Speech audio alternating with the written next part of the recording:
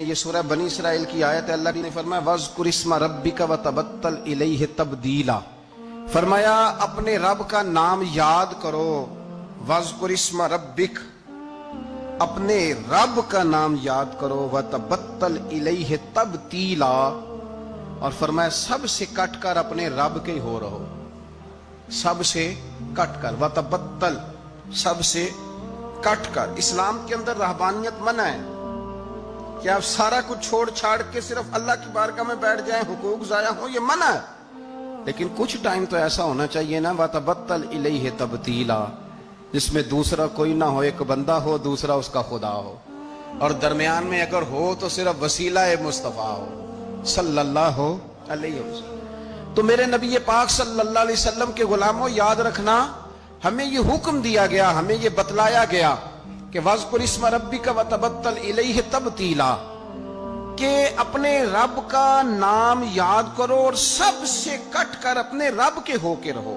کچھ گھنٹے اکیلے بیٹھیں تنہائی میں، اللہ کی یاد کریں، کچھ ٹائم نکالیں۔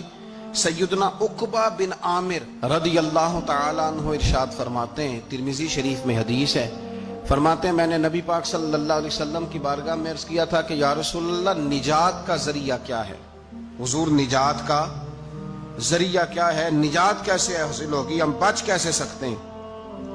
تو نبی پاک صلی اللہ تعالی علیہ وسلم نے تین چیزیں ارشاد فرمائیں، فرمایا یہ تین کام کر لینا، اللہ تمہیں نجات عطا کر دے گا، تم بچ جاؤ گے دنیا اور آخرت میں۔ تین کام۔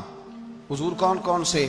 فرمایا ایک اپنی زبان کی حفاظت کرنا، دوسرا رسول کریم صلی اللہ علیہ وسلم نے فرمایا تمہارا گھر تمہارے لیے بہترین جگہ ہے، آوارہ نہ پھرنا، بلا وجہ نہ گھر سے نکلنا، بغیر سبب کے نہ گھومتے پھرنا، تمہارا گھر تمہارے لیے بہترین جگہ۔ تیسرا نبی پاک نے فرمایا جو خطائیں تم نے کی ہیں ان پہ رویا کرو، اللہ کی بارگاہ میں رویا کرو ان خطاؤں پہ۔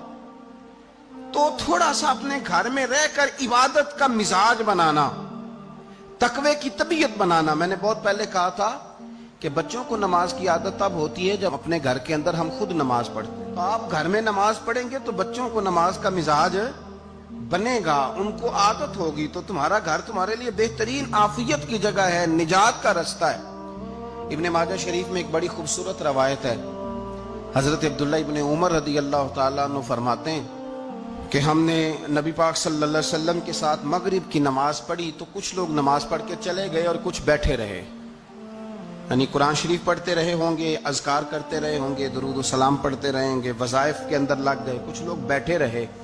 ان کا ارادہ تھا کہ عشاء کی نماز پڑھ کے جائیں گے۔ آپ فرماتے ہیں تھوڑی دیر کے بعد ہی نبی پاک علیہ السلام دوبارہ تشریف لے آئے۔ ایک دفعہ حضور مغرب پڑھا کے چلے گئے، پھر آ گئے، اور دوبارہ حضور اتنی تیزی کے ساتھ آئے کہ سانس مبارک نبی پاک کا پھولا ہوا تھا۔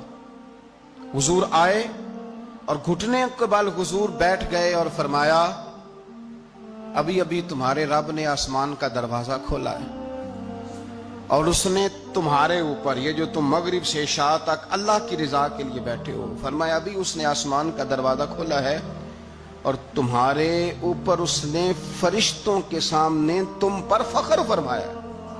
اور رب کریم نے فرمایا فرشتوں دیکھو میرے بندے، ایک فرض پڑھ لیا ہے اور دوسرے کے انتظار میں بیٹھے ہوئے، یہ دیکھو میرے بندے، خدا خود میرے مجلس بو، دیکھو میرے بندے، دیکھو ہم تو مائل بکرم ہیں، کوئی سائل ہی نہیں، راہ دکھلائیں کسے راہ روے منزل ہی نہیں۔